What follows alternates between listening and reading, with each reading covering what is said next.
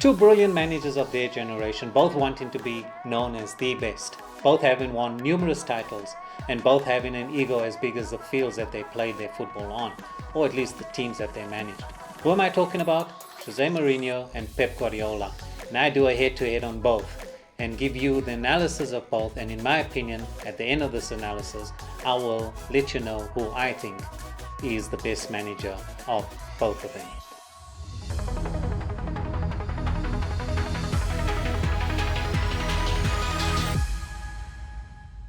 Jose was born in 1963 in Setúbal, Portugal. He embarked on his football journey with dreams of playing professionally.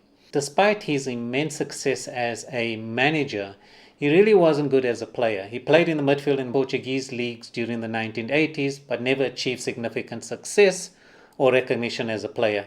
His playing career was mostly spent in the lower and middle tiers of Portuguese football. Pep Guardiola, on the other hand, his story begins in 1971 in San Pedro, Spain. I hope I've pronounced that correct. A product of Barcelona's famed La Masia Academy, Guardiola became an integral part of Johan Cruyff's dream team. He went on to have spells at Brescia, Roma, Al Ahly. Pep Guardiola had a highly successful playing career. As a player, Guardiola won numerous titles with Barcelona, including, and I'm going to read this off, 6 La Liga titles, 2 Copa del Rey titles, 1 European Cup, which is now the UEFA Championship League, 2 UEFA Super Cup titles, and 2 Intercontinental Cups. These achievements reflect his contribution as one of the most successful period in Barcelona's history. Guardiola was known for his deep understanding of the game, precise passing, and tactical awareness, qualities that you will see translated into his coaching career. So of the two managers, it is a given. Who was the most successful as a player? Definitely Pep Guardiola. Transitioning into their coaching careers. Jose Mourinho. Mourinho was always keen on coaching. Encouraged by his father, Jose pursued a sports science degree at the Technical University of Lisbon and later attended coaching courses held by the English and Scottish football associations. Mourinho moved to higher profile roles when he became an assistant manager as Estrela del Amadora and then at Ourense. His big break came when he joined FC Barcelona as an interpreter for Sir Bobby Robson in 1996. This role quickly expanded as Mourinho demonstrated his tactical understanding and work ethic, becoming involved in team tactics and training sessions. Under Robson and his successor Louis van Gaal, Mourinho grew from interpreter to a coaching role, where he handled the Barcelona B team and even the main squad during certain games. This is when he first crossed paths with Pep Guardiola. He gained invaluable experience in managing top players and intricate tactical systems during this period. His first managerial role came in 2000 when he took over Benfica. However, his tenure was brief, lasting only a few months due to disagreements with the club's presidents. This would be a common practice throughout Jose's career, and in the end, I think, would hurt him. He then moved to União de Leiria, I hope I pronounced that correctly, where he had a successful stint leading them to their highest league finish. This caught the attention of FC Porto, where he was appointed head coach in 2002. At Porto, Mourinho's career truly took off. He won the Premier League, took it to Portugal, UEFA Cup, and most notably the UEFA Champions League in 2004. His success at Porto established him as one of Europe's top coaches, and it would prove that at least in his early days, he did not need large sums of money to build winning teams.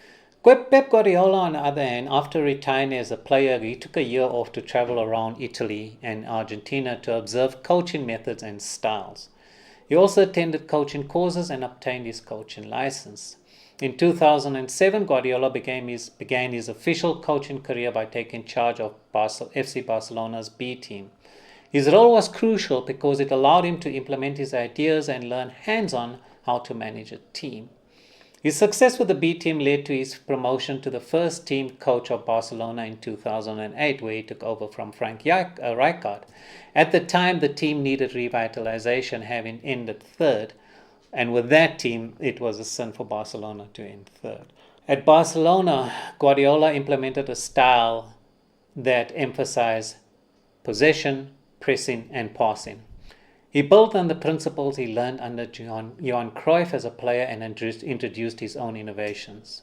Guardiola's impact was immediate. In his first season, he won the treble, and this is in his first season as a brand new coach coming into that Barcelona team. This spectacular success established him as one of the top coaches in the world. Guardiola's transition from a player to a coach was marked by a dedication to learning and adapting, which helped him make a significant impact right at the start of his coaching career. This is a very difficult call to make. How many managers can achieve a treble in their very, very first season? When Pep took over, he took over a team that underperformed and needed uplifting. Winning every trophy in sight in his first year is a massive achievement, even if Pep had a fantastic squad to work with. If you look at his starting 11, you would have Lionel Messi, Xavi Hernandez, Andres Iniesta, Thierry Henry, Samuel Eto'o, Carlos Puyol, Gerard Piqué. This was when they brought him back from Manchester United. Dani Alves, Sergio Busquets, Victor Valdez, and Yaya Toure. It must be noted that the majority of this team actually failed under Frank Rijkaard. Jose, on the other hand, had a much harder journey before landing at FC Porto and achieving success. He coached FC Porto for 2.5 years, winning the Premier Liga, which is a Portuguese league, the Portuguese Cup, the UEFA Cup. In 2003-2004 season, he defended the Liga title. He won the Portuguese Super Cup. This is an annual match between the winners of the Premier League, and the Taça de Portugal was won by Porto at the beginning of the season, setting a positive tone for the rest of the year. The pinnacle of Mourinho's time at Porto came when they won the UEFA Champions League, beating Monaco 3-0. Of course, no one will forget that he had to get past Sir Alex Ferguson in the round of 16. At that time, that Man United team of Sir Alex Ferguson was a formidable team. And for unfancied Porto to come to Old Trafford and win was a feat on its own. So credit to Jose for winning with a team that did not cost as much as the talent at Pep's disposal. While equal credit must go to a young coach in Pep winning a treble. However, if I have to judge it on the material you have at your disposal, I have to give this round to Jose Mourinho. So the coaching philosophies. And I think this is where things started to deviate as managers. In his early years, Mourinho is known for his pragmatic approach, focusing on defensive solidity, quick counterattacks, and exploiting the opponent's weakness. He's a master of psychological warfare, often drawing attention away from his players and onto himself. Pep Guardiola, on the other hand, is a purist who believes in possession-based football, high pressing, and positional play. His philosophy is rooted in the belief that football should be played attractively, prioritizing control of the game through meticulous ball movement. So here's my insights. Jose's stubbornness in sticking to a philosophy would prove his undoing later in his coaching career, while Pep went on to prove that no matter what league he coached in, he could change his philosophy. His philosophy was still the same, was still possession football, was still attractive football. But he could change it. He could change it when he went to Bayern and play the way they played, even possession football, but bringing in subtle differences that would make Bayern succeed in the Bundesliga. If you look at the rough and tumble of the English league, Pep had to change his style again from the tika-tika type of football that he played at Barcelona to encompass possession style football and still enable the rough and tumble of the English league. Jose never moved from his philosophy. He stayed with his true philosophy going forward. And I think in his inability to change his tactics and change his style of football has really hurt him as, in my opinion, been regarded as one of the top managers. Well, maybe I'm doing him a disservice. He is regarded as a top manager, but is he in the same class as Pep? That's going to be very interesting. I see Mickey has joined me again, as per normal. Every time I sit to record, he comes along and sits in front of me. You want to sit down so that the people can see me on the camera? Or you want to get off the table? Okay, you lay there. Where was I before I got so rudely interrupted? So both had iconic teams and seasons. Okay, few teams stand out quite like those crafted by Mourinho and Guardiola. Each manager with his unique philosophy has left an indelible mark on the sport, constructing teams that have achieved legendary status. If you take Mourinho's Porto 2002-2004, Porto erupted onto the European scene with a blend of tactical discipline and unbreakable team spirit and counter-attacking brilliance.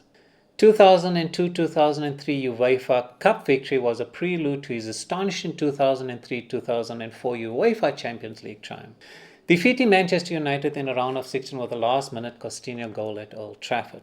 Porto's victory over Monaco in the final, a resounding 3-0 win, cemented his team's legacy of one of the greatest underdog stories in football. Moving on to Mourinho's Inter Milan team of 2009-2010. What people don't seem to realize is that Mourinho won the treble with that team in 2009-2010, winning the Serie A, the Coppa Italia, and the UEFA Champions League. The Champions League semi-final victory against none other than Barcelona, using a masterful defensive strategy in the second leg at the Camp Nou, showcased Mourinho's tactical acumen. The final against Bayern Munich was a tactical clinic, with Diego scoring twice to secure a 2-0 victory, highlighting Mourinho's ability to inspire his players to greatness. If you move on to Pep Guardiola, obviously, his Barcelona team 2008, between 2008 and 2012. This team redefined modern football with its emphasis on possession, pressing, and positional play. Guardiola's Barcelona won a stunning 14 trophies in 4 years, including 2 Champions League titles. 2008-2009 saw them win the treble, a first for a Spanish club with a style that mesmerized the football world, known as the tiki-taka style of football. Lionel Messi, Xavi and Iniesta formed the core of that team and played some of the most attractive football ever seen. And then moving on to Guardiola's current team, which is Manchester City, which is 2017 up until now. Taking the Premier League by storm, Guardiola's City set numerous records, including most points, which is 100, most wins, 32, and most goals, which is 106 in a single season. Excuse me, you want to sit still here? I'm busy. The team combined Guardiola's philosophy of possession-based football with the intensity and physicality of the English game. Players like Kevin De Bruyne, David Silva, Sergio Aguero reached new heights under Guardiola, contributing to a team that was as ruthless as it was beautiful to watch. So here's my insights. What stands out about these iconic teams is the fact that, as a direct comparison, Jose was clearly at a disadvantage when it comes to availability of funds to build these iconic teams, while Pep has untold resources at his disposal. Jose did not have these riches to call on. Pep has always coached a team where money is not an issue, and there will always be the nagging doubt if he could do it at a team that does not have enormous riches. Can he go into a team that does not have the type of money that he's always had and always been comfortable having, and the ability to go out and buy the players that he wants? But that said, let's not forget, Jose had untold riches at Chelsea and Real Madrid. Yes, he coached at Chelsea under Abramovich, and Abramovich as we know, he threw money at that Chelsea team. And then if we're talking about the great Real Madrid team with Ronaldo in that team, they had money coming out of their ears. They had a lot of funds, and yet Jose, with all that riches, could not go on and build a legacy. And what we must also remember is that he got fired by those teams, and in the case of Chelsea, he got fired twice. While Pep makes good use of the riches available to him and delivers most of the time, in my opinion, Jose does not. So this is a difficult call to make. But if the ability is to build teams with unlimited funds, Pep is a clear winner. But if it is to win with teams with less funds, then Jose gets the nod. The concern I have with that is that Jose has proven that he can win with teams that have a lot of money, but it's not sustainable, whereas Pep can do it. And the argument that everybody's going to have is, yeah, but Pep always has money at his disposal. He's never coached a team where they've struggled for funds, and he hasn't had the disadvantage of not being able to bring players in he wanted. That said, Jose had the same availability of funds at Chelsea and Real Madrid. And if you look at which manager put those funds to better use, in my opinion, that would be Pep. So, when it comes to who was the better manager in this circumstances, in this instance, I would have to go with Pep Guardiola. So let's do a detailed breakdown of the titles that both managers have won. And it is surprising that the number of titles that Jose has won, you'll actually be surprised. So here's Mourinho's career highlights. Excuse me. Hello, you're disturbing me. Here's Mourinho's highlights. He's got 2 Champions League titles. He's got league triumphs in Portugal, England, Italy, and Spain. He's got numerous domestic cups in FC Porto 2002-2004. He's won the Premier League 2002-2003, 2003-2004. He's won the Portuguese Cup 2002-2003, Super Cup in 2003, UEFA Cup in 2002-2003, and the UEFA Champions League in 2003-2004. And then with Chelsea, he won with 2004-2007. 2013-2015, did he win twice with Chelsea? I don't think he won twice with Chelsea. In fact, I think the second time Chelsea won was a year he actually got fired, and Di Matteo came in and took over that team and went on to win the league. I need to double check that. I'm not too certain about that. Premier League 2004-2005, 2005-2006, 2014 and 2015. He's won the FA Cup in 2006 and 2007. He won the EPL Cup in 2004-2005. He won it 3 times. FA Community Shield in 2005. And then with Inter Milan, he won Serie A twice, Coppa Italia once, Supercoppa Italian once, UEFA Champions League once. With Real Madrid, he won Liga once, Copa del Rey once, Supercopa de España once, and then with Manchester United, he won the EFL Cup once, the FA Community Shield once, UEFA Europa League once, and then with AS Roma, he won the Europa Conference League. If you put all of that together, what you should have gotten out of this was a lot more from Chelsea and a lot more from Real Madrid, given the riches he had and the statuses of those clubs. But if you look at Pep Guardiola's remarkable success, Pep has won 3 Champions Leagues. He's won multiple league titles across Spain, Germany, and England. And again, I hear you guys saying, Spain, Barcelona, Germany, Bayern, and in England, Manchester City. All top teams, all with a lot of money. In total, Pep Guardiola has over 25 major trophies. And the crowning glory of the major trophies that Pep has is a treble in England, making Pep's team only the second team behind Manchester United to achieve the treble in England.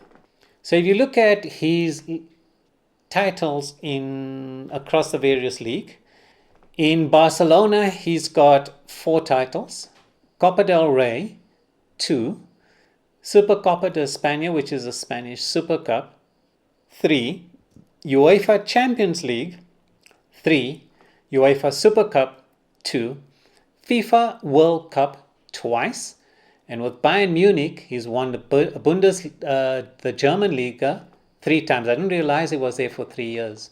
He's won the German Cup twice. He's won the German Super Cup twice. And with Manchester City at the moment, the Premier League is 1, 2, 3, 4, 5, quite a bit.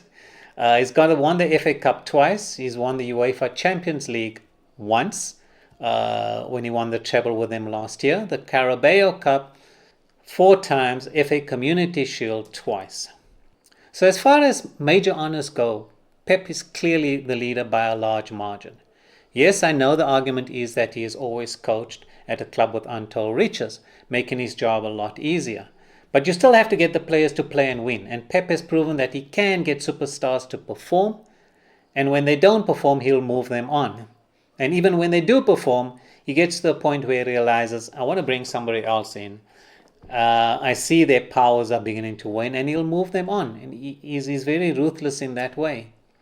Jose, in his early years, has proven that he could win with unfancied teams, but his outdated way of playing and his habit of falling out with players is always going to haunt him, and it's always going to be a black mark against him.